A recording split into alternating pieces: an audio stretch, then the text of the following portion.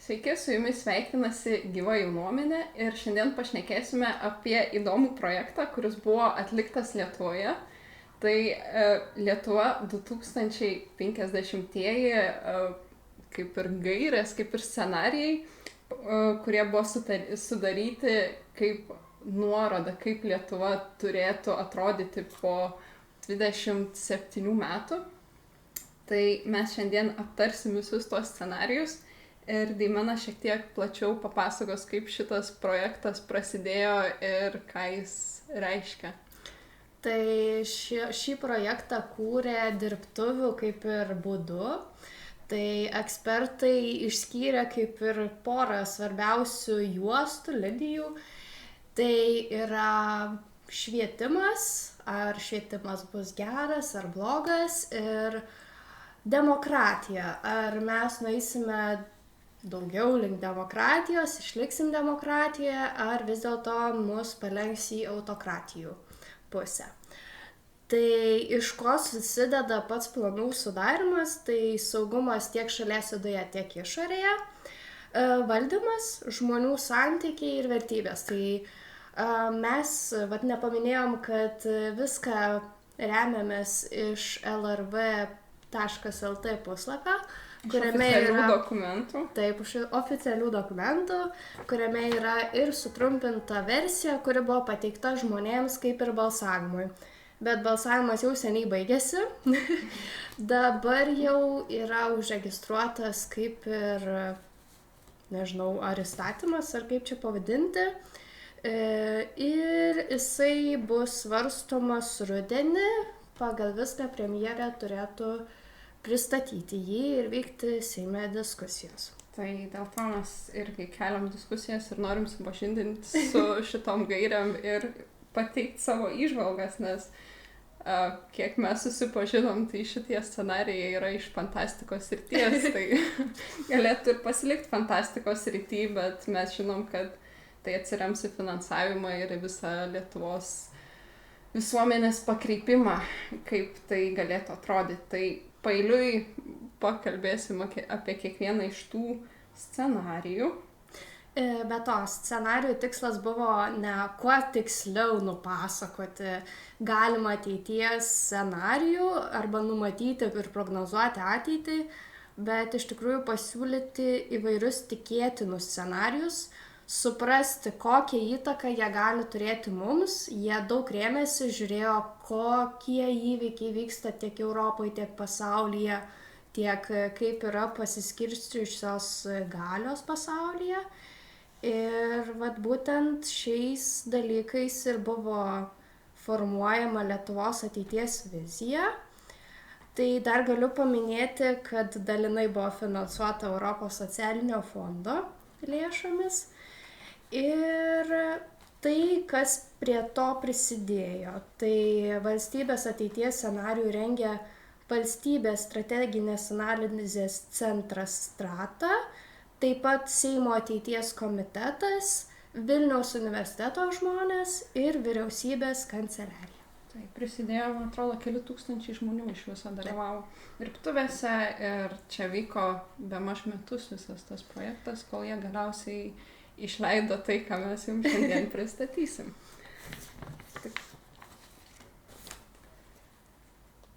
Tai scenarijai yra sunumeruoti nuo 1 iki 4, tai mes pradėsim nuo pačio pirmo, kuris vadinasi jau iškart distopiškai puikus naujasis pasaulis. Tai Milda, taip. Ką turi? Tai LRV svetainėje sutrumpintai yra parašyta, kad būtent šis scenarijus sako, kad Lietuvoje klestės švietimas, mokslas, technologijos, tačiau demokratija bus suvaržyta.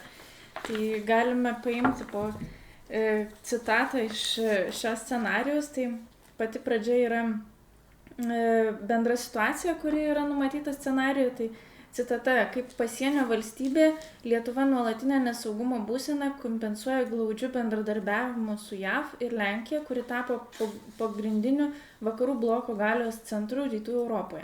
JAV investicijos ir bendradarbiavimas gynybos pramonės ir technologijų srityje padėjo Lietuvai modernizuoti krašto apsaugos pajėgumus, įskaitant išvystyti modernę priešraketinę sistemą, automatizuotas pasienio stebėjimo sistemas ir karinį laivyną. Lietuvos pozicijoms visais klausimais labai didelį įtaką daro JAV interesai. Ir ką jūs manat, pavyzdžiui, man tas pasakymas, kad bendradarbiauja su JAV ir Lenkija, tai turbūt nurodo, kad iš tikrųjų yra vasaliniai kokie nors ryšiai, kurie realiai imponuoja, kad pas mus iki tol kariuomenė yra labai silpna. Jau mes žinome, kas dabar vyksta, kokie pirkimai 5 metų į priekį gauti technikos, nupirkta technika tarpusavį nedera ir tokios visokios problemos. Ir dar pačiame scenarijoje yra konstatuojama, kad labai didelę įtaką daro JAV interesai. Tai vadinasi, kad vis tiek sekama tais vakarų interesais, bet ne valstybiniais, kaip jau dabar irgi matome. Tai čia ir tas buvo sudarytas, ten kaip tokia yra matrica, kad jie sudarė tokią matricą, kad jeigu, pavyzdžiui, šitas scenarius, jeigu švietimas klesti, bet neklesti demokratija, tai reiškia, demokratijos nėra taip priklausoma, Lietuva turėtų būti prie kažkokių kitokių valstybių, nes jeigu demokratijos nėra, tai reiškia, kažkas nuplaukia kažkokios valdžios. Taip. Ir čia iš demokratijos serijos irgi yra citata: pasinaudojęs augančių žmonių nusivylimu demokratija, įsigalėjęs charizmatinio ryžtingo lyderio vedamas autokratinis režimas. Jo pagrindą sudaro prestižinės užsienio aukštąsias mokyklas baigę jauni iš pažiūros sėkmingi žmonės. Jie ateina į valdžią su saugumo, stabilumo ir gerovės pažadu ir imasi seniai žadėtų, bet niekaip anksčiau neišjudintų švietimo, socialinės, ekonominės politikos, taip pat viešojo valdymo reformų. Valdžios galios pamažu koncentruojamos vykdomoje valdžioje, kuri remiasi pajėgia, kompetitinga ir profesionalia biurokratija. Sprendimai priimami remiantis pareigūnų, kurie yra savo sričių profesionalai, rekomendacijomis. Tai aš irgi manau, kad dabar jau yra daug baigusių Oksfordus arba netgi mūsų Seime esančių visokių jauniklių, bet aš tai iškelčiau klausimą, ar tikrai čia atitinka tas, kad pareigūnai yra savo sričių profesionalai arba kad biurokratija yra patikima. Ne visada būna patikima. Man tai tas juokinga. Iš kur jie žino, kad ryžtingas, charizmatiškas lyderis? Ir kad visi, kurie savo pozicijose, yra savo sričių specialistai.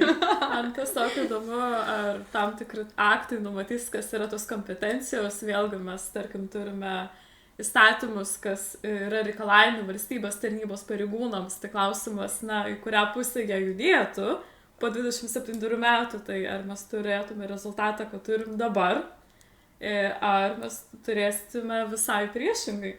Nes kaip tu charizmą gali pamatuoti įstatymų ir tam tikromis normomis nubrėžti. Mes savoką turėsime įstatymiškai pagrįsta, kas yra charizma ar ne. Man va čia kilo klausimas. Jeigu bus necharizmatiškas, reiškia nepaeis. Turi būti charizmatiška. Kriterijai? Jo, tai čia, jeigu demokratijos nėra, turi būti charizmatiškas lyderis. Jo, čia tokių. Taip, ir toliau su šitų irgi yra bendras projektas, vadinasi Pati valstybė. Ir citata irgi yra: prisidėti prie valstybės kaip bendro projekto kūrimo galima ir per socialinės funkcijas, pavyzdžiui, atliekant artimųjų rūpybos darbus.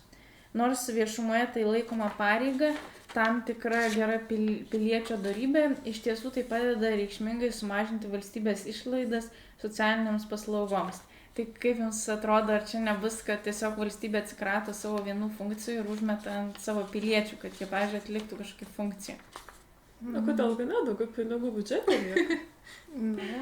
Čia tas ir yra tas modelis, kad čia yra tokie paveiksliukai, mes gal įmontuosim jos kartu į video, kad sėdė tas žmogus šiaip nusiminęs ten šitam scenarijai. Net ir kačiukas liūdna šalia sėdi. Tai čia tas visas ir yra, kad demokratijos nėra, bet yra ta autokratinė tokia suvaržymas, kaip pasakyti, žmogaus suvaržymas ir įsigalėjimas tos visos sekimo sistemos turbūt. Taip, Jo. taip.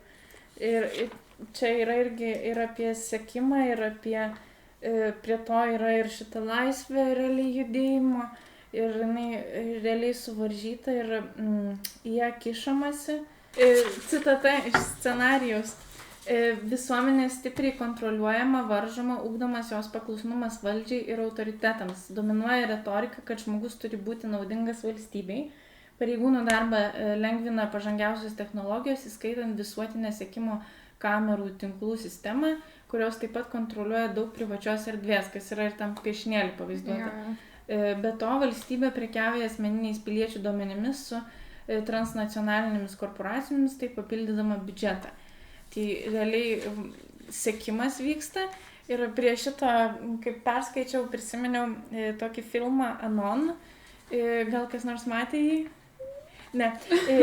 Tai, žodžiu, ten holivudinis filmas ir jis labiau yra susikoncentravęs į kriminalinę pusę, kad visi piliečiai vaikšto su kameromis įstatytomis akise ir, pavyzdžiui, pagrindinis veikėjas detektyvas ten eina pirminę ir jisai pamato merginą ir jam atsisiunčia failas ir jisai pamato, ką ji matė savo akimis. Tai ten ir lytiniai santykiai matosi ir kas ką nužudė ir taip toliau. Ir užsimeta veiksmas apie merginą, kuri savo įrašus ištrynė ir tiesiog tavo ateina toks, kad įrašo nebėra. Ir tokio dalyko negali būti sekimo visuomenėje. Ir čia ir prasideda tas, kad kodėl tu tikrai nenori, kad kas nors žiūrėtų tavo privačią erdvę, ką tu ten darai, nes viskas matosi tavo akimis, ne kad čia kamera kabo kambario kampe ir tu ten pasieniu praeisi, o čia viskas matosi ir iš tavo akių pozicijos. Tai irgi apie visokį sekimą, kad tu neturėsi kur pasidėti ir dar priedo jie turi tavo duomenis ir dar kitiems atiduoda iš viso. Tai čia sakyk. Norėčiau trumpą komentarą, kas liečia duomenis. Šioje erdvėje visai nestai kaip tai buvo pasklidęs filmukas, kai tėvai į internetą įkelė savo vaiko nuotraukas. Ir kai tos vaiko nuotraukos buvo panaudojamos blogais tikslais. Tiksliau buvo dirbtinio intelekto priemonėmis sukurtas atvaizdas suaugusio žmogaus ir buvo daromas nusikalstamus veikus. Tai man tiesiog kyla klausimas dėl tų duomenų, kai jis prekiauja. Tai klausimas, kiek tai prieštarauja, apskritai tai jau prieštarauja žmogaus laisvės ir teisėms, jog yra kiršimas į jų gyvenimą. Bet taip pat pagalvojus apie žmones, kurių duomenys yra nutekinti, kiek jam žalos gali sukelti, nes pagalvojus tada, kas tais duomenimis disponuos, kokiu tikslu ir do ko priklauso, kas mano duomenis naudos. Bet čia kyla irgi klausimas. Aš tai dar net sakyčiau į šitą irgi, šitose scenarijuose nėra pažymėta, kokia teisinė sistema toliau bus. Jie realiai visą šitą parašo, pavyzdžiui, žmogaus teisės laisvės, yra akivaizdu žiūrint iš dabartinės situacijos, kad kažkokios teisės yra kažkoks reglamentas, kuris ten jas apipavidalina. Bet čia neparašyta, ar jie pakeis viską iš pagrindų, ar nieko ten iš vis neliks, kas ta teisė bus, tie dokumentai, kuriais tu pasiremi iš jūsų. Gal ten net nebus tokio dalyko kaip tavo teisė. Jeigu demokratijos nėra, tai gal ir konstitucijos nebebus ir sėdėsi po kamerą ir nieko nebenorėsi. Čia jie taip mato ir dar tik labai taip įsiterpsiu, kad ačiū Dievui, jie šito nerekomendavo scenarijaus. Tai viena kažką norėjai sakyti. Jo, aš norėjau sakyti, gerai, čia autokratinis scenarijus, bet aš tiesąkant, netikiu, kad net ir demokratijoje jie nenaudos tų duomenų, kuriuos jau dabar renka, jau kur ir taip aišku, kad jie juos renka ir greičiausiai naudoja kažkam ir naudoja dirbtinio intelekto, kaip sakant, tobulėjimui. Tai, nežinau, man atrodo naivu tikėti, kad šito scenarijaus gabaliuko nebus ateityje. Klausimas, ar jis dabar net nėra taikomas. Ir man dar žiūrint į tą paveiksliuką, prisimenu visą laiką tą irgi distopinį 84-uosius Orvelo, tas minčių tuos veidrodžius, kur irgi skaitydavo ir kur tas pagrindinis veikėjas kampe pasislėpęs rašė savo mintis, ten minčių policija, bet kada gali pagauti. Tai irgi iš tikrųjų, kai pagalvoju, jeigu vat, kameros jos mato, ką tu veiki, ten ką rašai, visą kitą, dar į galvą neįlenda, bet čia irgi bus apie lustus, jau čipus įdėtus. Bet tada, kam jiems dar reikalinga šitą informaciją apsidrausti ir pamatyti, kada tu priešiškai pradedi mąstyti prieš jų tą sugalvotą režimą ir santvarką, tave išimti iš kur. Man tai kyla klausimas, kodėl čia pirmas galimas scenarijus. Kodėl būtent šitai prasideda. Jeigu šito jie kaip ir nerekomendavo ten galiausiai tose išvadose, rekomendacijose, kodėl šitas pirmas scenarijus. Gerai. Gal nuo blogiausio reikia pradėti. Bet man atrodo, ten bus dar blogesnių. Čia dar bent jau švietimo salė, tai priklauso koks švietimas, nes aš tą jų švietimą čia matau biškutį pro kitą prizmę. Tai dar gal Milda kažką turi iš tų.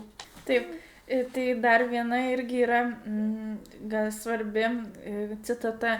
Ilgalaikiai demografiniai pokyčiai ir susiformavusios amžiaus struktūros lemia tolesnį nuoseklų gyventojų skaičiaus mažėjimą, kurį pristabdo teigiamas migracijos prieaugis. Tai vadinasi, tikriausiai pagal juos migracija išspręs gimstamumo problemas, bet tada jau realiai pati Lietuvos valstybė bus nebe etninė, ne toks siekis, o tiesiog ta kaip kosmopolitinė. Ir tada turbūt iš to reiktų iškelt klausimą, ar kartais nebus taip, kad visos pasaulio šalis galiausiai pereis prie tokio scenarijaus, kad valstybė yra kuriama nebe tautiniu etniniu požiūriu, o tiesiog, kad žmonių kiekis kažkoks. Užpildyti žemę kažkokią. Jo, čia. Kaip, pavyzdžiui, kad buvo prieš tai iki to tautų pavasario.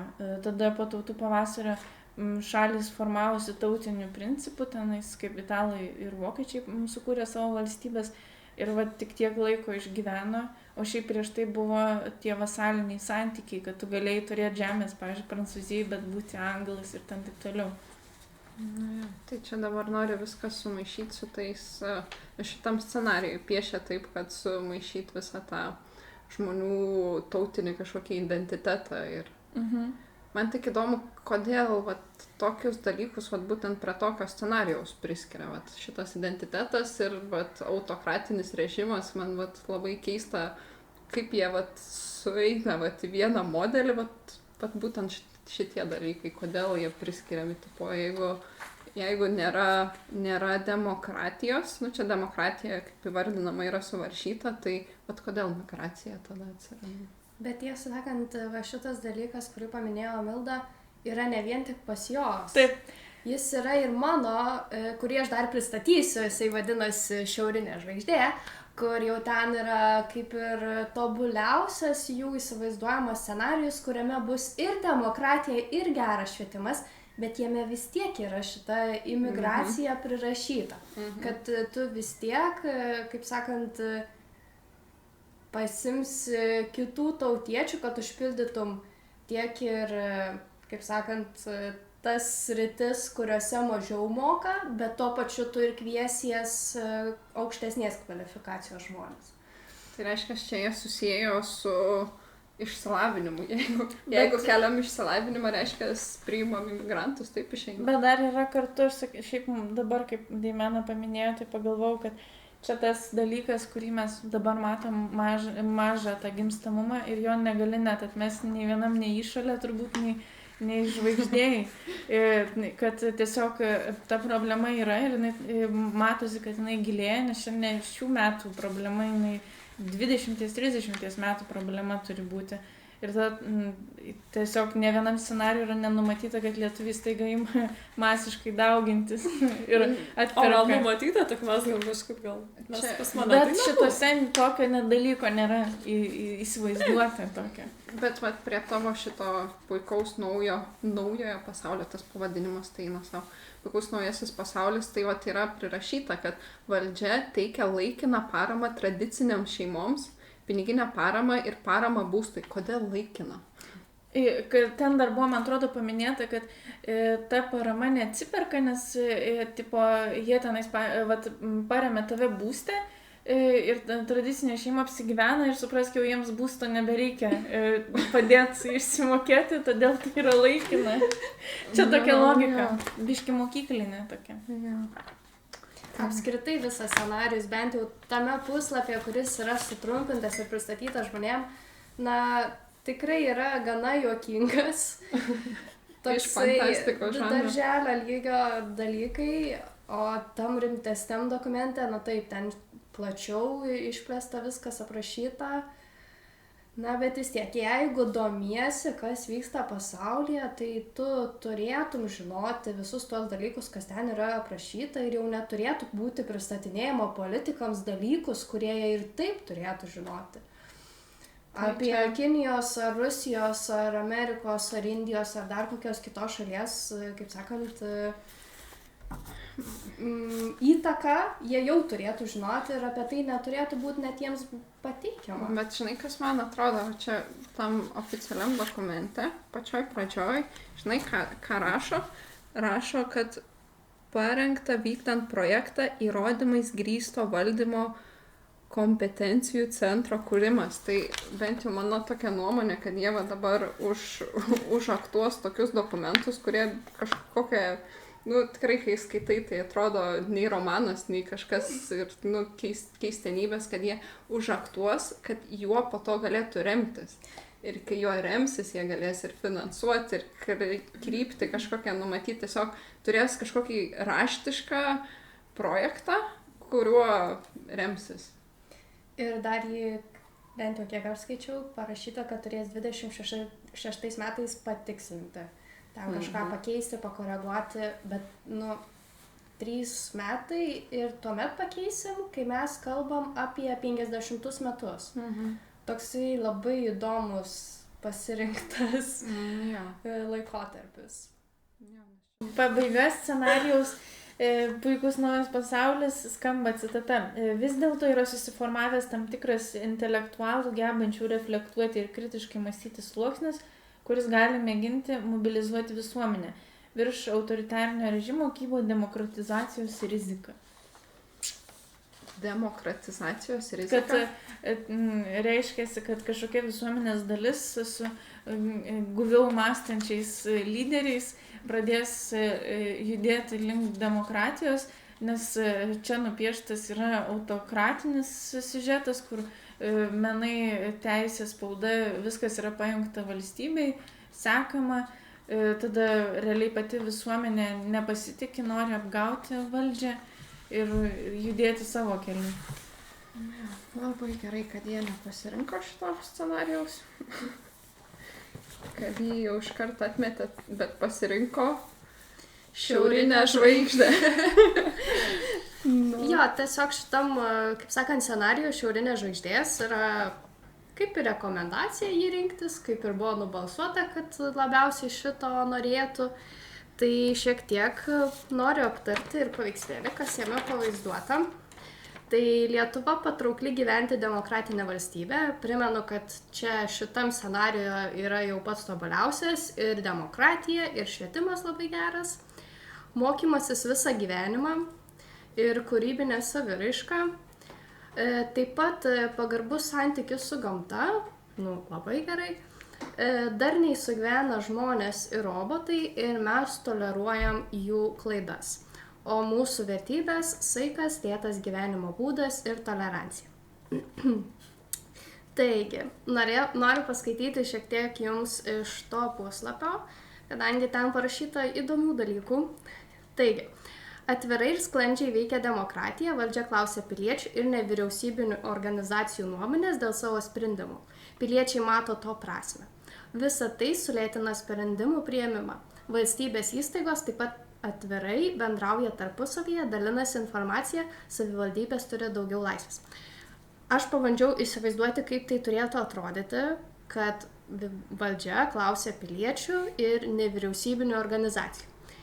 Tai iš to, ką aš skaičiau tam jau ilgajam dokumente, supratau, kad vis dėlto bendruomenės bursis į nevyriausybinės organizacijas ir tuomet, kaip sakant, jau kai yra bendra nuomonė kažkokia suformuota, nu tai tada jau siunti valdžiai. Bet, nu, žinoma, kad turėti ir apklausinėti daug skirtingų žmonių ir turėti dar daug nuomonių ir jas po to valdžiai, kaip sakant, suformuoti, nu, yra darbo ir dėl to būtent kalba, kad visas tas yra sulėtėjęs. Ir kas labai keista, kad tame dokumente parašyta, kad žmonės pradeda būti nepatenkinta, kad viskas taip lėtai vyksta, kai peržiūri visas nuomonės. O dėl NVO tai, visi žinom, kas jas remia ir ką mums tai reiškia. Tai net ir nepasakyčiau, kad šitam scenarijui nevyriausybinės organizacijos yra geras dalykas. Jo, man šitas irgi užkliuvo, tas nevyriausybinės organizacijos dabar, kai susimastai, kokios jos yra. Ir ten visi tie atviros Lietuvos fondai ir visa kita, ir kaip jie daro įtaką, tai jo, čia taip ir minima, kad visuomenė ir nevyriausybinės organizacijos. Tai čia yra tas scenarijus, kai klesti demokratija ir klesti švietimas. Tie jau 2 kriterijai pagrindiniai. Taip, tai antras dalykas, pirmas žmogus, o po to valstybė. Lietuva gerbia kiekvieno žmogaus teisės, poreikius, žodžio laisvę. Žmonės gali turėti 2 pilietybę, o šeimas gali kurti visi. Taip visuomenėje vyrauja pagarba įvairoviai, pasitikėjimas, tolerancija.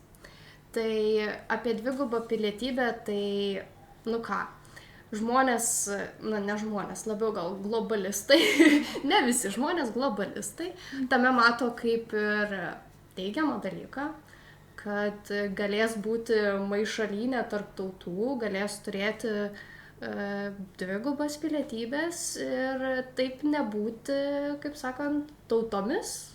Tai čia irgi gal tai tą pačią imigraciją susiveda viskas, kad tu migruosi ir toliau gali migruoti, nes ten ir vieną, ir kitą tą pilietybę gali pasimti. Tai turbūt dar ir šitas susidėlioja.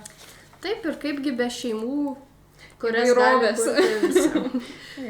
Darniai sugyvena žmonės ir robotai, šie turi žmogaus teisių. Čia tai. Tai noriu pateikti vieną iš galimų variantų, kodėl robotams ir dirbtiniam intelektui reikia teisių. Tai yra jau sukurtos dabar elektravaromos mašinos, kurios yra valdomos dirbtinio intelekto.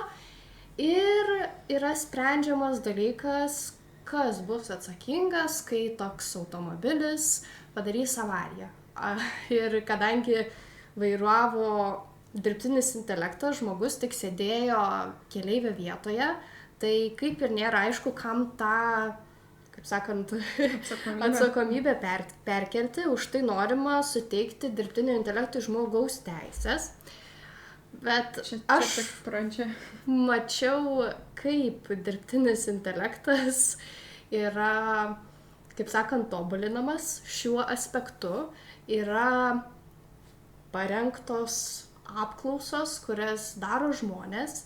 Ir ten būna tokie klausimai, kad per perį eina senutė, vaikas ir mama. Kurį žmogų tu pasirinktum nutrenkti? Ir tokiais dalykais yra lavinamas dirbtinis intelektas. Kad jeigu jam būtų rizika daryti avariją, tai ką jisai pasirinktų žudyti. Ir tai yra padaroma pagal žmogaus pasirinkimus, bet man atrodo, kad toks dalykas iš viso yra nežmogiškas. Transhumanizmo irgi kažkoks. Čia ta prasme, sėdėtum prie vairo, tai tu stengtumėsi visus išvengti. Tu net negalvotum, kuris labiau vertas gyventi. Spaustum stabdžius. Spaustum stabdžius. Ta prasme, čia visiškai yra nehumaniškas variantas. Apskritai tas dirbtinio intelekto dalykas, tai čia žaidimas būti dievais, kad tu dabar tokius dalykus pradedi spręsti vietoj to, kad, nežinau, išvengti, tarkim, kad ir tos pačios avarijos. Mano nuomonė, tai dirbtinis intelektas, jisai gali būti naudingas žmogui, bet šiuo metu, kas yra pagal šį scenarijų, kurį Taimena pristato visiems, tai yra peržengtos ribos, kai žmogus, klausimas, ar jis yra aukščiau, ar jis jau nėra žemiau to roboto dirbtinio intelekto. Mes, tarkim, dabar matom Last Mile'as, ką padarė, automobiliukų sukūrė, kurie dabar maistą pristato. Tai man labai įdomu, kad realiai teisės aktai, jie nenumato atsakomybės apskritai pagal jie negali būti keliu. Tai klausimas, tai labai įdomu, kaip čia viskas vyks ir dėl šito scenarijaus pristatom, šito pasirenkam ir matom, kad jau tai vyksta. Reikia turėti omeny, kad čia šitas yra, kaip pasakyti, tobuliausias, siektinas, geistinas. Aš tai dabar tik taip prisiminiau iš to, kaip papasakai, Ir vėl filmai, jie visada būna su fantasmagorija, bet kiek daug yra apie tą dirbtinį intelektą prikurta ir kai visada visi vaizduoja, kad tas intelektas turi piktą valią, kurią gali paslėpti po teisės aktais. Jo. Ar matėt bent vieną gerą filmą apie ateitį? Va. Apie ateitį. Jo, jeigu piešia, tai ten, žodžiu, technologijos tam sulėkštės, ten pusę rankos metalinės, pusę ar kažkas. Man atrodo, kažkuriam va pas tave bus nupiešta, kad rankos metalinės. Ai, o tai gal jis neįgalus, ką tu gali žinoti? Galbūt. Taigi yra protezai. Yra. Ir protezai turi Bet savo- pas Bet jeigu ką, tai nekalbėjau. Gerai, pratęsiu tada. Lietuva tampa patrauklė vieta gyventi. Tarp vyresnių nei 65 metų gyventojų mažėja mirtingumas. Senjorai gali įsitraukti į visuomenės veiklas, likti darbo rinkoje. Viešosios paslaugos, sveikatos, švietimo ir kitos prisitaiko prie senstančios visuomenės. Žodžiu taip, visą gyvenimą mokomės, kaip parodyta paveikslėlyje, visą laiką save tobuliname ir tuo pačiu pasenę turime galimybę likti darbo rinkoje ir, žodžiu, dirbti iki mirties. O kodėl ilsėtis, kai numirsi? Nereikia ilsėti, va čia tame yra esmė. Nebus uždirbto poilsio. Bus sąžiningai dirbsi, mokėsi mokesčius, ten pensijos kokios nors įmokas, o pensijos negausi.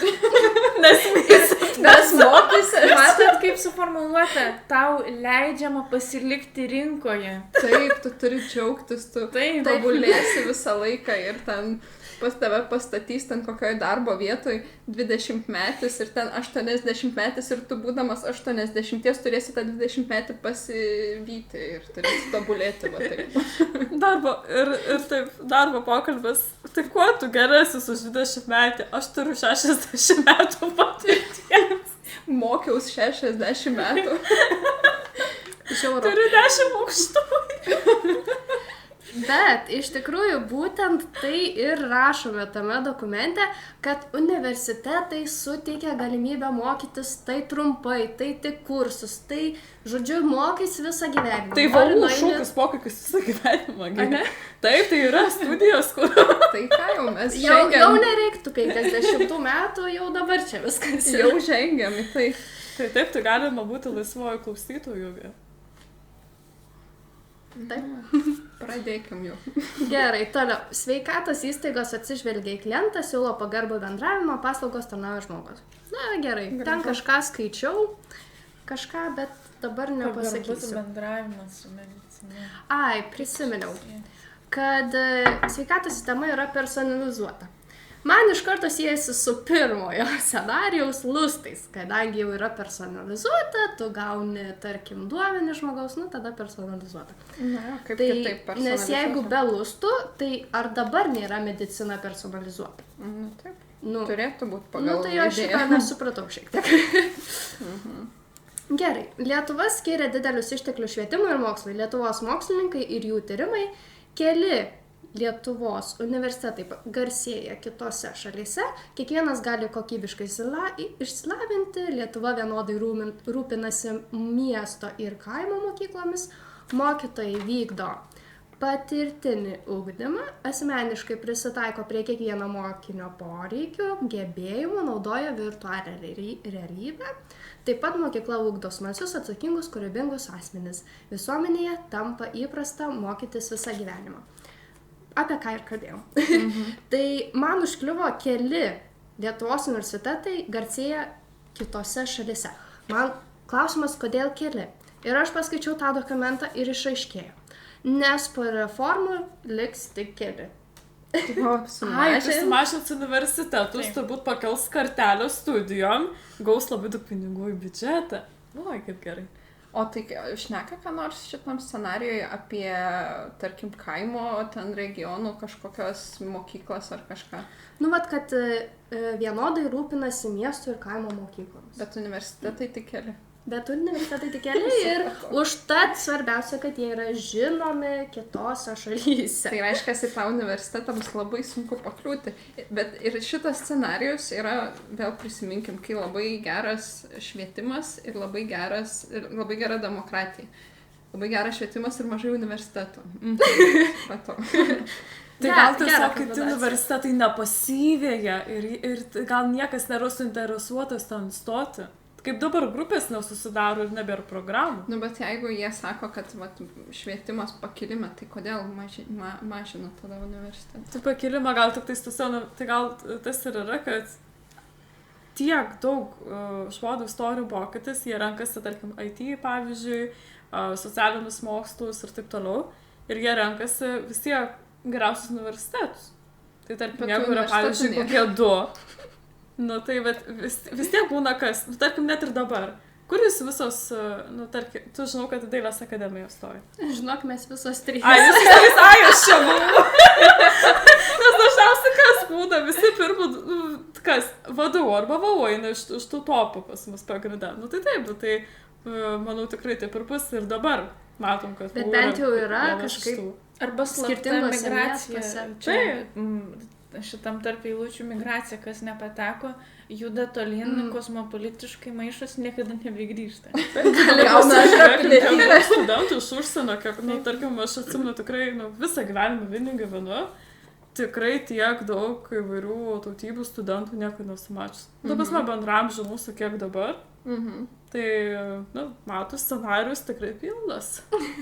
Aš dar irgi pasižymėjau, kad kur pasakė, kad ir iki pat kaimo, iki pat upės pasieks švietimas ir kad jisai visur pabrėžta kokybiškas, bet tai nereiškia, kad visi pasidarys edukuoti pagal jų planą, nes žmonės skirtingi, vieni negali įsiminti to paties kurso, ten kitiems kitaip šviečia, o visas šitas scenarius yra nupieštas, kad visi pasidarė protingi, įstojo universitetus, nėra tokio dalyko, kaip pavyzdžiui, kad aš geriau dirbu rankomis, man ten ne prie IT, tokio dalyko nėra. Visi prie IT, visi mokam technologijomis naudoti, čia kažkur yra, man atrodo, nuo senioro iki studento. Bet visą gyvenimą turi tai išmokti. Ai, ir mano pastebėjimas, kas tas švietimas pagal juos yra, nes mes, pavyzdžiui, dabar pastebėjom, kad tas, nu, čia jau anekdotai sklando apie tuos edukuotus žmonės, kurie realiai yra jau tokie, nežinau, palaužti to tokio tikėjimo mokslu ir jie patys negalvoja savo galvą. Tai man įdomu, kai jie visus tos scenarijus sudarinėjo ir galvoj turėjo švietimą. Kokį švietimą jie įsivaizduoja? Nes jeigu švietimas būtent toks, kad tu ten turi kažkokį siaurą mąstymo tą, nežinau, takelį ir tu būtent taip mąstysi, tai biškutė jau kertasi su. Bet dabar matosi, tai Rūta, kad tas yra labai siauras pastabas pas daugelių žmonių.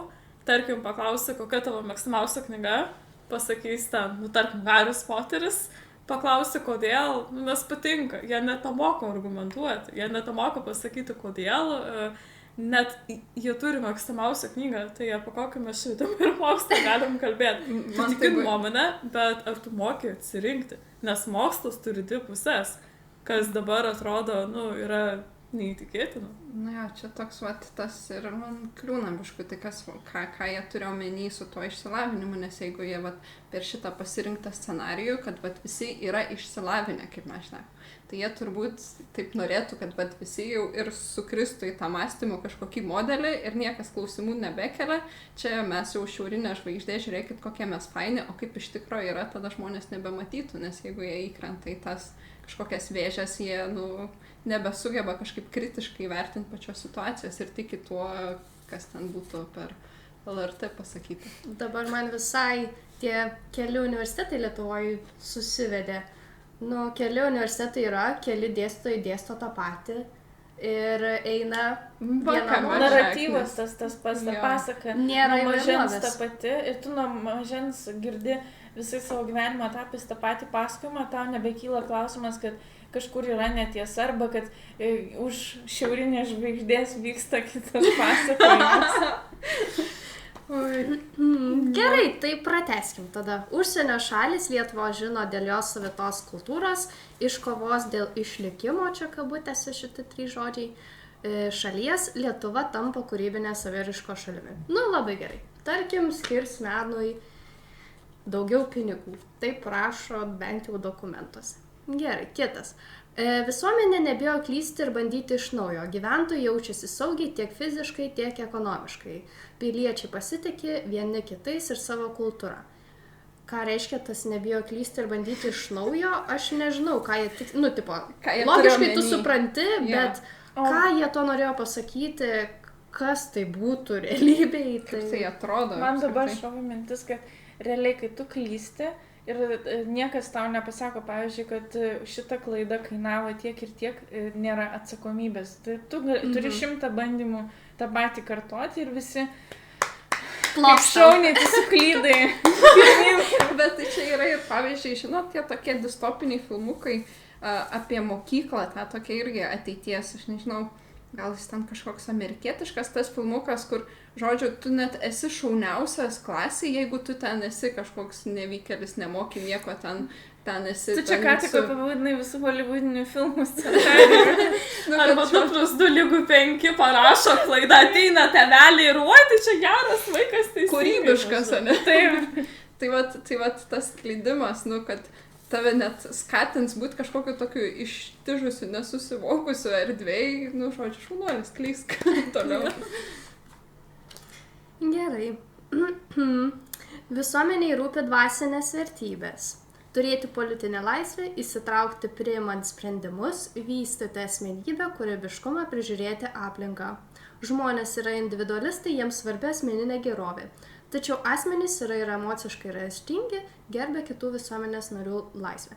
Prie ko čia tos dvasinės vertybės? Čia nėra dvasinės vertybės. Skaitant netaip girdėjos, nes čia yra dvasinės vertybės ir dvitaškis. Ir viskas, kas išvardinta, yra pakišta po dvasiniam vertybėm. Aplinkos rūpinimasis aplinkas taiga kažkaip susijęs su dvasia. Politika tampa dvasinių dalykų. Dvasinė vertybė yra politika. Tai čia verta... Politika kaip tave valdo. Vertybė yra nuspręsti, kaip tave valdys. Nu, įdomu. Nes čia verta paminėti, kad kažkokių labai tokių religinių aspektų nėra įtraukta. Būtent. Nėra tikėjimo, nėra nieko, kas būtų toks žmonių atspirties taškas. Bus pas mane šiek tiek, bet ten iš kitos pusės. Man atrodo, yra tenais apie prasmę.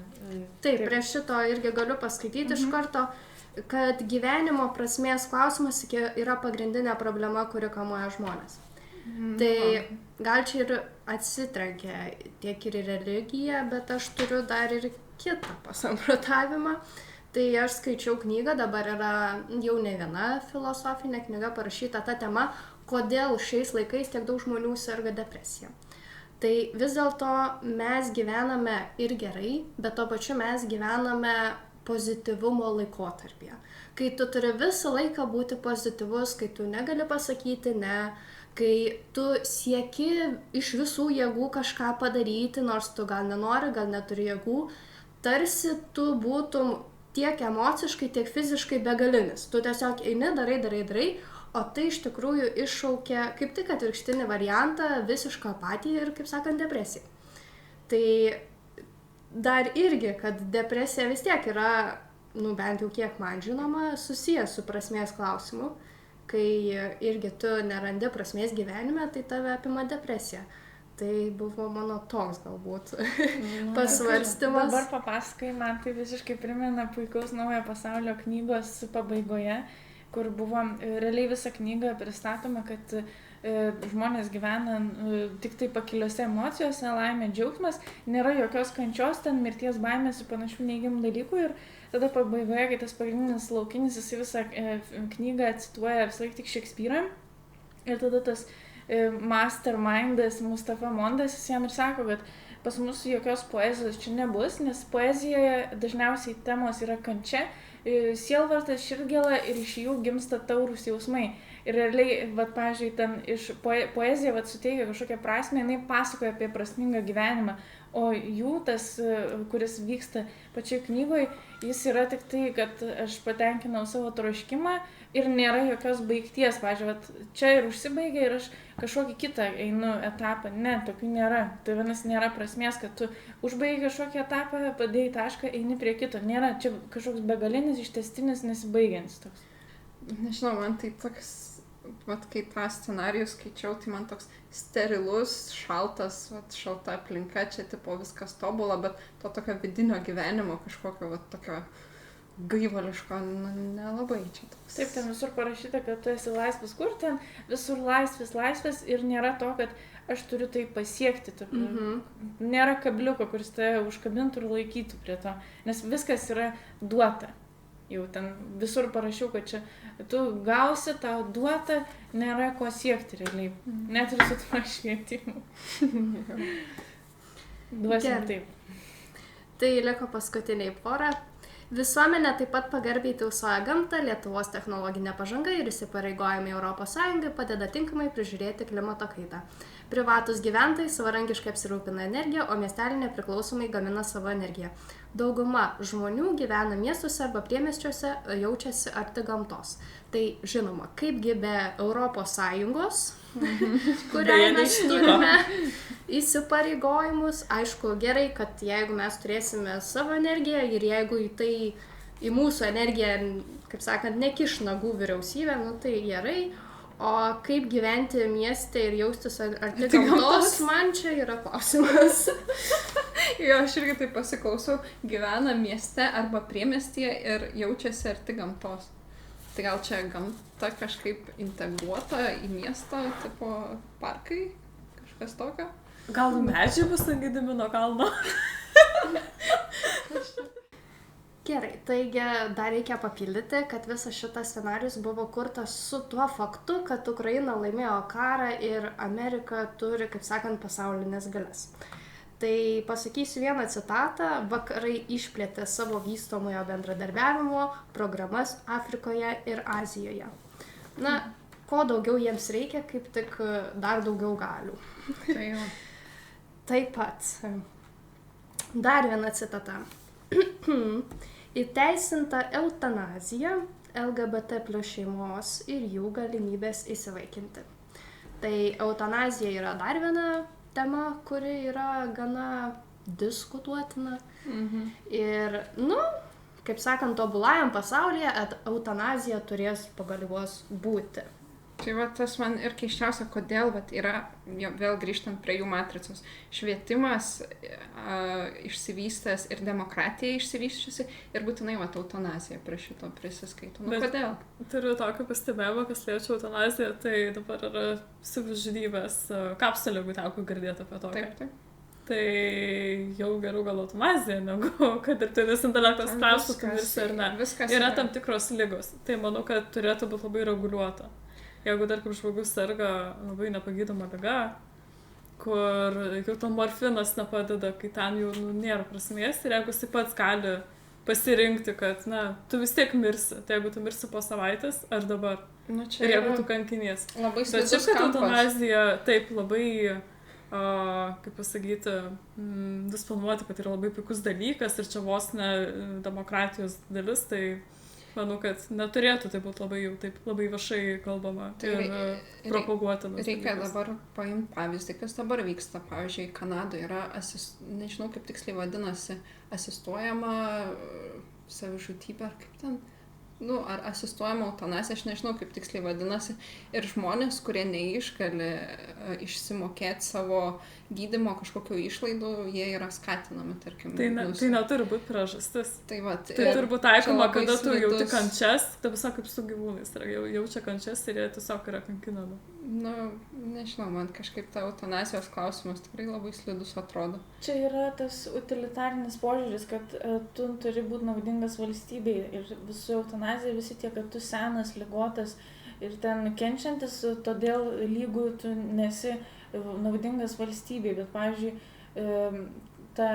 pagal bioetiką, tai net jeigu tu ten sergi nepagydoma liga, tu vis tiek esi vertingas resursas, nes tu atskleidi kitose žmonėse, pavyzdžiui, geras emocijas, jų norą rūpintis ir visą kitą. Ir šiaip, pavyzdžiui, tas savižudybė arba leidimas, kad kažkokia priemonė tave nužudytų, tai yra realiai pakelti prieš save ranką. Mes kaip gyvas būtybės nieks niekada neleido tą daryti. Ta prasme, kad tau yra skirta gyventi, bet ne prieš save kelti ranką. Kaip ir, pavyzdžiui, prieš kitą jau yra irgi smurtinis aktas. Lygiai tas pats.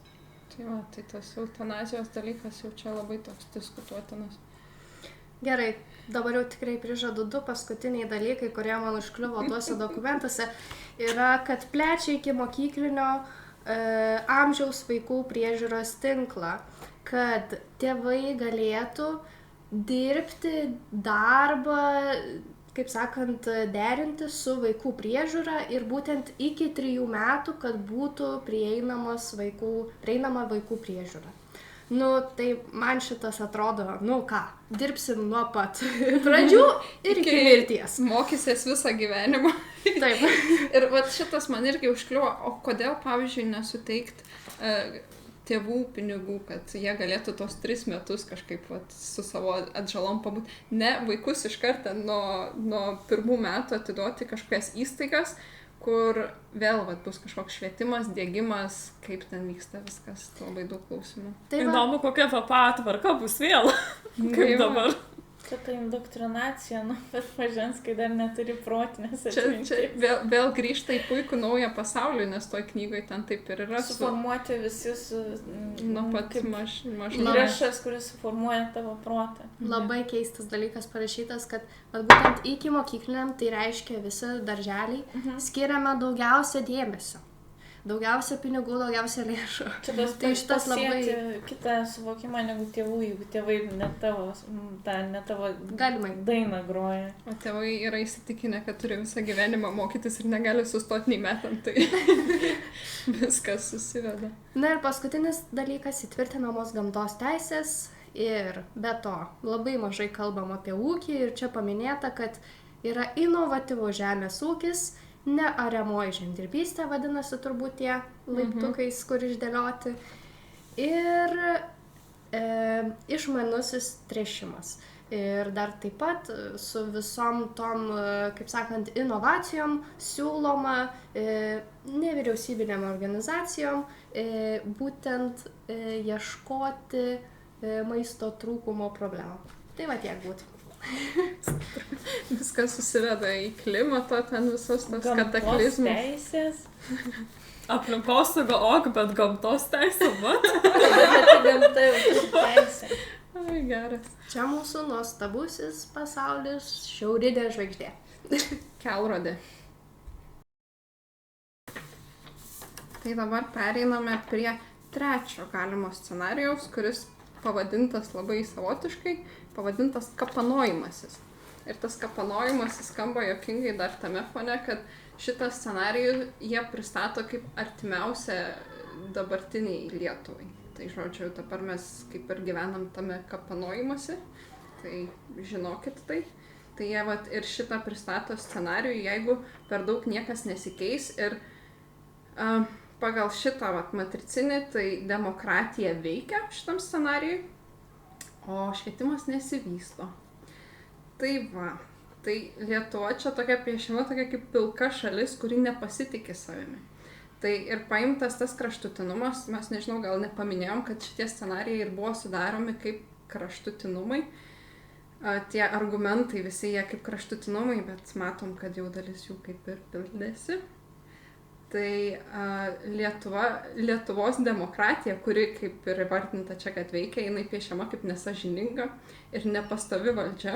Nu, kad Lietuvoje nepastovi valdžia, kuri vaidina demokratiją. Tai va, žinokit, visada atsiminkit, kad čia susijama su dabartinė Lietuva. Ir tuo pačiu visuomenė nebemato prasmės dalyvauti valstybės gyvenime.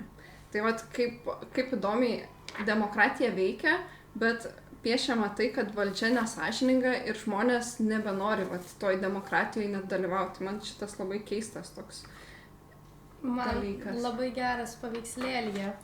Imituojama demokratija ir plakate parašyta sėkminga rinkimų pabaiga. Nu, topas, kaip viso žiniasklaidų priemonės pas mus parašo, kaip baigėsi rinkimai. Jo. Tai čia vat ir su tais rinkimais ir su tai, kad viskas susiveda į tai, kad didžiausią svertą turi elitinės valdžios struktūros.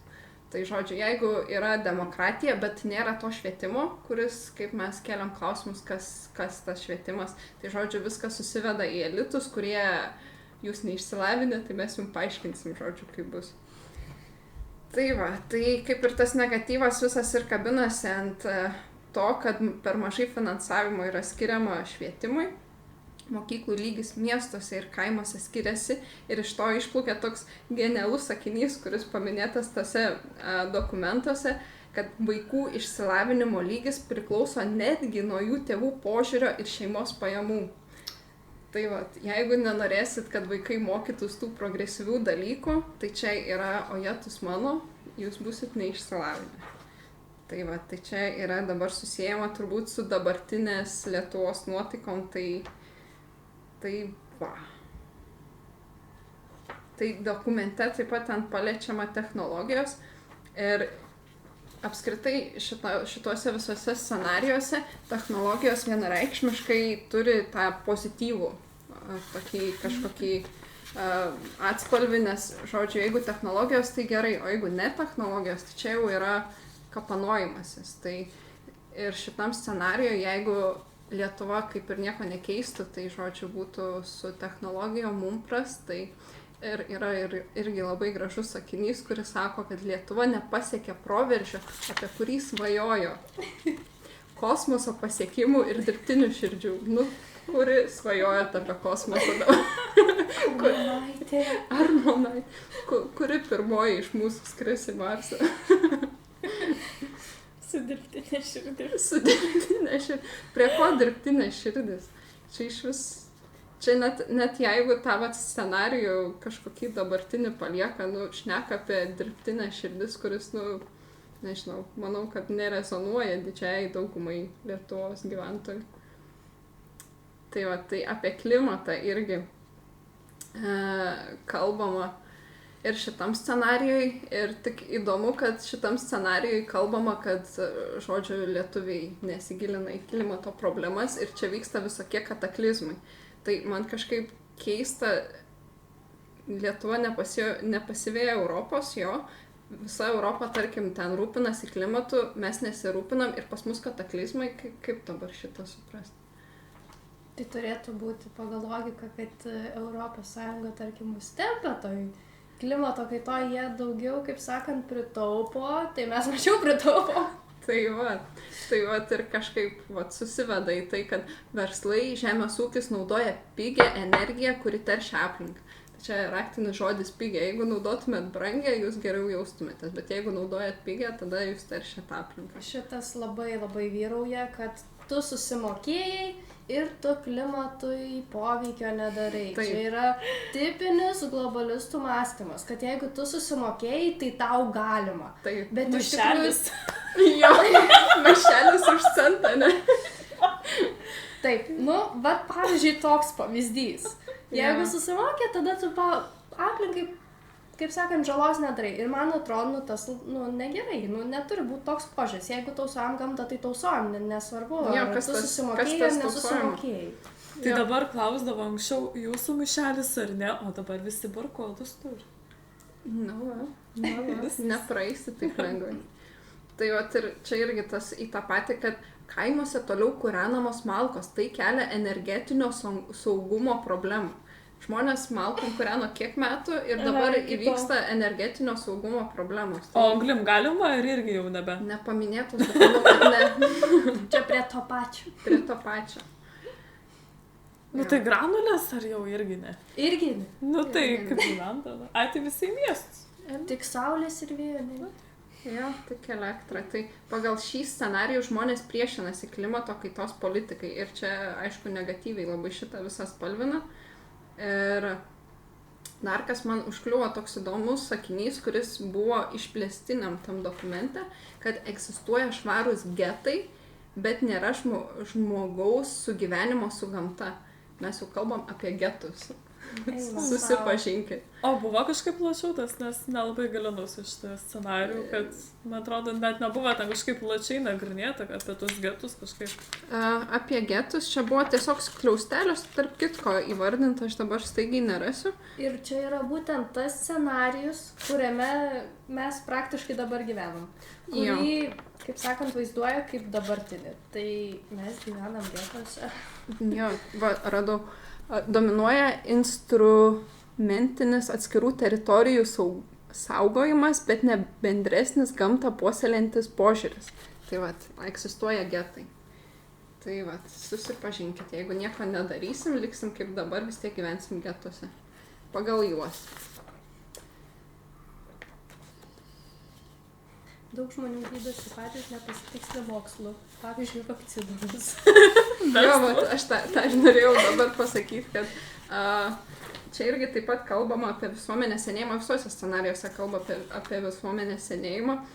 Ir čia irgi kaip labai negatyvus dalykas įvardyjamas, kad žmonės gydosi patys ir nepasitikė mokslu, pavyzdžiui, vakcinomis. Tai čia... Pas mano scenarijų irgi ta panašiai, jo. Bet pseudomokslo. Jo, antivakseriai. Ir kalbant apie kultūrą, tai kultūra popsinė, kaip ir negili, tipo, žmonės nesigilina į meną, bet man iškart kyla klausimas, kokį jie meną reprezentuoja, ar tą konceptualų, kurio net realiai negali ten iki galo išnarpliuot. Ir labai įdomiai šneka apie šventes, kad šventės ir ritualai vyksta toliau, bet jie yra tušti bereikšmiai.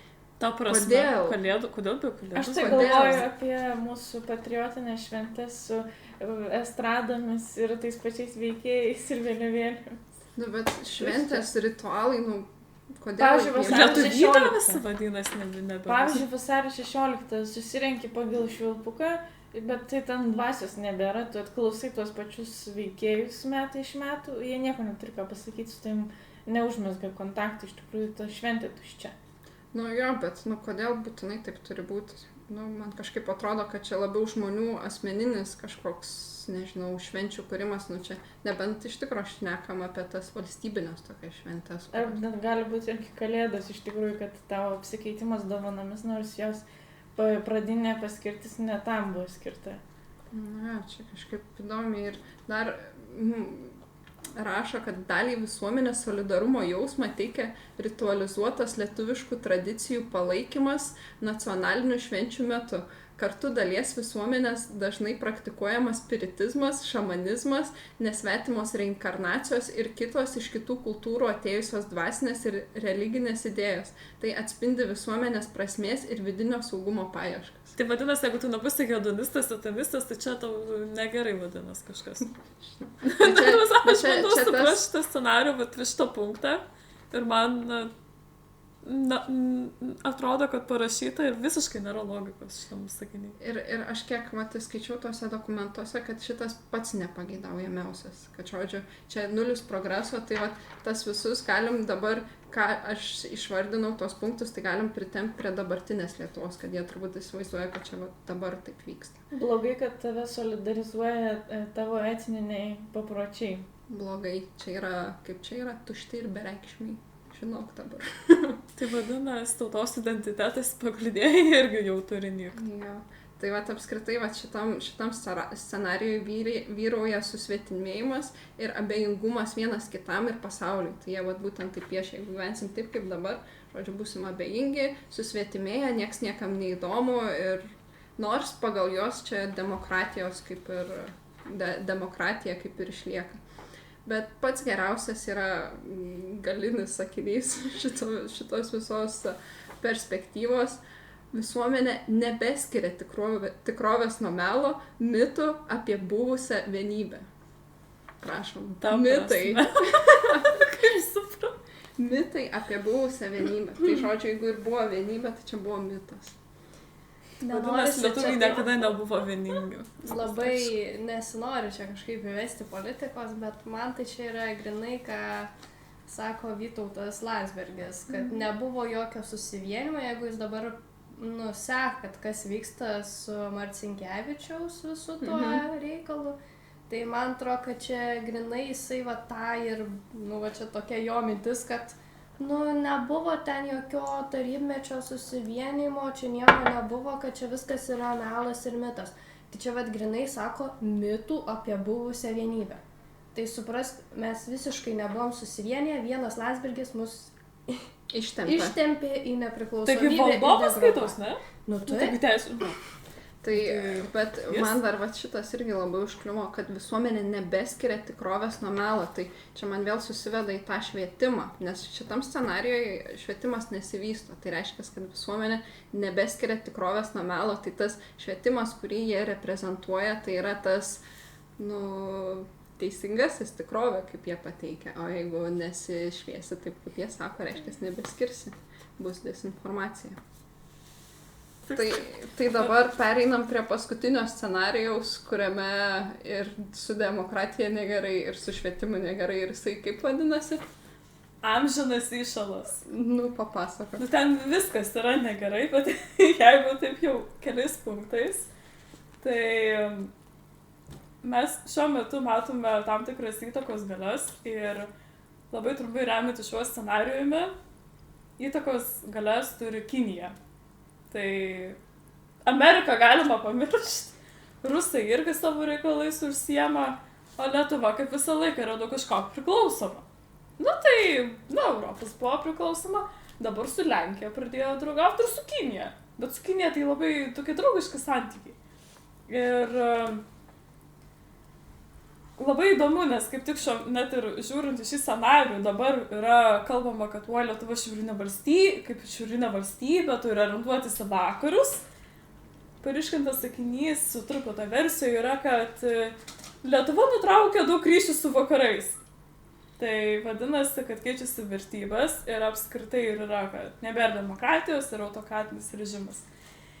Ir kas labai buvo įdomu, tai kad tavo pirmam modelį yra nurodyti irgi autokratija, bet kad turi būti, pas tave išsilavinimas. Ne, pas mane autokratija, demokratija ir ten toks... Kad išsilavinimas dar kažkoks yra ten, bet demokratijos nešventė. Taip. O pas mane kas keista, tai kad yra griežtas ir teisingas vadas. Nurodyta, kad nėra nurodyta niekas, kad tu turi turėti smegenų kažkiek, kad galėtum valdyti, jeigu taip labai būtiškai pasakius, o turi būti griežtas ir teisingas. Tai man tiesiog kyla klausimas, kas yra griežtas ir teisingas ir realiai kokį vadą manoma būtų tikrai šitas darui pritaikius įsivaizduoti. Nes, įspūdis susidaro apskritai, kad kaip Platonas sako, demokratija yra blogiausia valdymo forma, taip, manau, daugelis gal su tuo sutiktų, tačiau turi būti vėlgi kažkoks valdžių padalymas ir tada iškyla klausimas man kaip teisės studentei tai dėl teismų sistemos, nes vėlgi, kai žmonės tai pasitikė visuomenė yra suskaldžiusi, tada žmonės tai pasitikė ir teisėsauga. Taip, bet čia ir yra tas scenarius, kai demokratijos nėra. Taip, būtent, tu matai, kad jos nėra ir kad jinai tiesiog ištyksta. Ir labai įdomu, tai per 27 metus, kaip visa ta sistema tiesiog sugrius ir bus pereita. Čia kraštutinumas, jo tokia, jie brėžia tą Kiniją, jeigu pereisim. Taip, ir tai toks gerai, komunizmas, nuo demokratijos iki komunizmo. Neseniai atrodo buvom, tai aišku, aš dar gimus nebuvau, ten tėvai gyveno, tai... Tai ką, mūsų tėvai seneliai kaip gyvė su komunizmu, taip ir pasens turbūt. Jokinga, pirmam scenarijui reikėjo šarmingo autokrato, šitam reikia griežto autokrato. O kaip mato, Davus, kas geriau, šarmingas ar griežtas? Ir ką keičia, kad pas tave buvo demokratija? Pas ją buvo švietimas, pas ją nėra švietimas. Pas mane viskas blogai. Pas ją nors kažkiek kažkiek proto yra po žmonės. O čia svarbu galia. Bet... Kas labai įstrigo, tai kad daugelį jūsų scenarijų kažkiek mąstyti ir galvoti galima buvo ir nebuvo rodoma, kad bus labai, kad, tarkim, kontrolė, pavyzdžiui, dėl tų prietaisų, kad bus ten dėl sveikatos, kad galės stebėti tavo veiksmus, yra kontrolė, kad žmogus gal bus įbaugintas, jis nežinos, ką daryti, o čia jau tikrai yra kalbama, kad yra viena partija, vienas valdymas, turi pasitikėti valstybę, nepasitikėti valstybę negalima. Ir liečiant svarbiausią klausimą apskritai švietimą, tai švietimą gali turėti tik tie, kas yra visuomenės elitas. Paprastai žmonės mokytis negali. Kas liečia mokslą, tai yra vadinama, kad daugelis pradeda tikėti pseudo mokslu, nes jie tiesiog neturi tam prieigimo. Bet man kas įdomiausia, kad mano tas scenarijus, kurį aš nagrinėjau, kapanojimas, jis kažkodėl blogesnis negu šitas. Nežinau kodėl, bet kažkodėl taip pristatoma. Bet klausimas, kodėl tavo scenarius yra blogesnis už mano? Nes matyt neįdomus, jeigu taip pat paliksim viską. Čia dėl antifakserių gal? Nežinau. Bet tas yra, kad būtent dėl gimstamumų, dėl visko, kad vis tiek visi scenarijai, bent jau kas yra sveikintina, kad supranta, kad gimstamumas yra labai opi problema. Ir šiame scenarijuje dėja irgi yra kalbama apie tai, yra skiriamos kompensacijos. Kad būtent skatinama, kaip Kinijos irgi tos modelis turėjo, kad buvo dėl ribojimo. O pas mus atrodo gerai turim su Kinais, tai gal irgi turim kažkaip riboti, ne, jie skatina daugiau vaikiškumo. Tai man gal, sakyčiau, tas labai keista, jeigu mes taip einam prie Kinijos, kad atrodytų, kad dabar kalbama, kad čia žmonių labai, kad populiacija labai didelė, bet bent jau sveikintinas atrodytų tas dalykas, kad reikia skatinti kaip pasakyti, žmonės kurti šeimas ir turėti daugiavaikes šeimas. Na vėlgi, tas aišku, kadangi nėra demokratijos, tai vėlgi pasižiūrim istoriškai, daugiavaikės šeimos sutika buvo labai sveikintinas dalykas. Na, čia jau. Aišku, jie šitą scenarijų kaip ir nupiešė, bet jo visiškai nepasirinko. Bet šitam pavyzdžiui turbūt nėra jokių migrantų, nei ten tų klimato, nei nieko, kurie atsvertų tą mūsų negimstantį vaiką, ten tokį Lietuvos. Nėra migrantų iš tą. Bet būtent dėl pačio klimato, ten yra kažkaip įdomiai pasakyta, kad dėl klimato kaitos ir karų atvyksta migrantų. Visada bus. Bet man patiko dėl klimato ir karų, vadinasi, dar bus karai. Šitą aš irgi užsižymėjau, šitoks lygiai toks pat šitų 3-4 žodžių, kaip sakant, sakinio dalis buvo ir pas mane. Klimato ir karų imigrantai. Ir pas mane dar buvo pridėta šitam ilgam dokumente, kad mes privalome juos priimti. Ir darome jų integraciją, kadangi pas mus jau švietimas, mano scenarijų, kurie pristačiau, kad kadangi mes jau turim švietimą, tai mes darom jų integraciją. Tai čia buvo tavo tas sektinas. Čia buvo sektinas, bet vis tiek ir klimato imigrantai ir nuo karo. Bet kas labai įdomu su Lietuva, kad Lietuvoje tampa tokių tarpinių stotelių iš tikrųjų. Net ir dabar matom, kas vyksta su migrantais, jie pamato, koks Lietuvo gyvenimas yra mielas, pabūna ir išvyksta svetur. Tai taip ir šitam scenariui buvo nurodyta, kad migrantai apsigyvena ir vyksta kitur. O Lietuva už tai gauna labai didelį finansavimą. Tai šitas labai iš tikrųjų man taip perskaičius buvo, šitą mes 23 metais turim, 22 metais turėjom. Įdomus tie scenarijai kažkodėl tai labai. Jose labai kažkaip suplakta daug dalykų, tokių, kurie, nežinau, bent jau man tarpusavio ryšio neturi, bet kažkodėl suplakta į vieną vietą. Čia tikriausiai gal konspiracijos teorijų prisižiūrėjo, gal pasiskaitė ir sudarė tuos scenarius. Bet dar taip pat yra svarbu, gerai pakalbėjome apie klimatą. Kad čia klimato problema. Visur yra šitas problemos nurodomas. Bet kas liečia kultūrą, tai kas labai stebina, tai kad kultūra, bent jau šitą modelį, jinai atrodo lyg yra išnykusi. Apskritai, kas, tarkim, tą patį senamiestį paliečiant, Vilnius tikrai labai gražus senamiestį, kaip ir Kaunas, Klaipėda ir Klaipėda kaip miestas. 4 senamiesčiai. Vilnius, Kaunas, Klaipėda, Kėdainiai. Kėdainiai, tiksliai. Pamiršau, tai prie tos pačios. Tai turi tikrai gražų senamiestį ir būtent tam scenariui yra nurodyta, kad žmonės dabar gyvens stikliniuose miestuose, kad architektūra išnyks, kad patys kūrėjai išnyksta, kad jie tiesiog, kad Lietuva realiai nebeturi kultūros. O mano suvokimu kultūra yra tautos dalis. Tai jeigu nėra kultūros ir jeigu kultūra nėra priskiriama vertybei, tai kaip galima turėti lietuvių tautą. Bet čia šitas scenarijus, manau, piešia tokį kaip kaip neturėtų būti. Aš taip įsivaizduoju, nes va tas, kurį pristatė Dimeno apie šiaurinę žvaigždę, tai čia taip turėtų būti. Tai tavo tas scenarius teisai. Mano apie kapanojimus ir tavo, tai čia kaip ir sutampa tie tokie neigiami scenarijai ir juose kas yra bendra, kad nėra švietimo. Tai vat vėl susiveda į švietimą, kad jeigu nešviesit visuomenės, nenumatysit gairo, tai vat bus vat taip neigiamai viskas. Man taip atrodo. Arba kaip tik planas, ką daryti, kad būtų taip arba kitaip ir tvirtinti savo galias. Tiesiog parodo realiai šitie scenarijai, kaip valdyti visuomenę ir ko visuomenė galėtų tikėtis. Ir kaip jie nori, kad juos valdytų. O, va šitas man patinka apie autokratiją, kai baigia ir taip. Režimas ardo neformalius socialinius ryšius, kad visuomenė būtų fragmentuota ir ją būtų galima lengviau manipuliuoti. Tai va, jeigu nebus demokratijos pagal jos ir nebus švietimo, tai visi visais manipuliuos. Labai įdomu, koks bus konstitucijos likimas po 27 metų. Jo, tai apibendrinant, kokie scenarijai. Nebebus konstitucijos. Labai tikiuosi, kad bus. Tai va, tai tas, kaip ir pačioj pradžioj sakėm, kad kažkas iš fantastikos ryties tas visas sudarytas. Ir jaučiasi, kad jie yra iš tikrųjų gimę iš ideologijos. Tarpšai, jie nėra kaip be ideologijos dabartinės, nes jinai akivaizdžiai prasimuša kai kuriuose vietose. Pavyzdžiui, tas, kad ir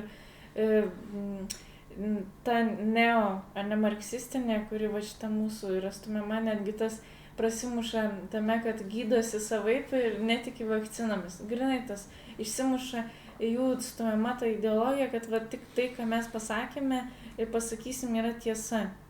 Ne, tai va, tas visas ir nubrėžia tai, kad jie turėtų kuo remtis įgalinant tokius dalykus, kurie nėra organiški visuomeniai. Nes tie visi robotizavimai, sekimai, jie nėra organiški, bet jeigu jie pasitvirtina tokį dokumentą, kuris sako, kad taip bus toks scenarijus ir rinkitės, arba jūs imat kapanojimus, ar jums geriau ten, nežinau, jūs biški seks, bet būsit perspektyvūs. Ir įvaro į 4 kažkokius rėmus, sumeta kažkokius keistus argumentus į vieną vietą ir patvirtina įstatymiškai. Čia labai įdomus dalykas. Bet dar, pavyzdžiui, aš irgi galvoju apie tą, kad turbūt, jeigu čia yra ateities scenarijus ir kažkoks planas, kurį tu patvirtinsi po to raštiškai, ten dokumentiškai, tai jame realiai turėtų jaustis kažkokia labai aiškiai kryptis, kur toliau ten tu nori judėti su šalimi. Tai, pavyzdžiui, aš kažkaip nepastebėjau, kad, pavyzdžiui, būtų tas kosmoso užkariavimas, ne? Tai to neparašyta, čia aš ką tik prikūriau. Yra tik tai technologijos apie kosmosą, bet nėra užkariavimas, kultivavimas, tokio nėra. Ar ten dirbtinai vėsinsim Žemės planetą ir kovosim su klimatu. Nėra tokios akivaizdžios gairės, arba ten kariausim dėl Kinijos teritorijos, kažkas tokio, kad užimti ją. Nėra tokio aiškaus plano. Yra tik tai, kad mes rinksim jūsų duomenis, ten seksim, kontroliuosim ir į ką tai veda, tarpsime, koks tavo tikslas yra bekontroliuojant tave.